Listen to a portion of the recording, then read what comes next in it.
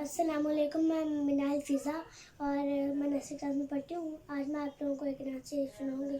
Please इसको ज़्यादा से ज़्यादा शेयर कीजिएगा। सल्लल्लाहु अलैका या रसूलल्लाह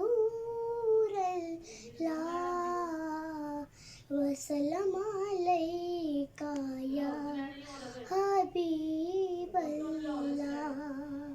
मुक़द्दर सो गए थे अब जगाने का इरादा है।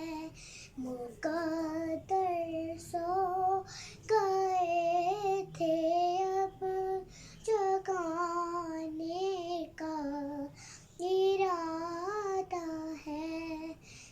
दरे सरकार दो आलम पे जाने का इरादा है।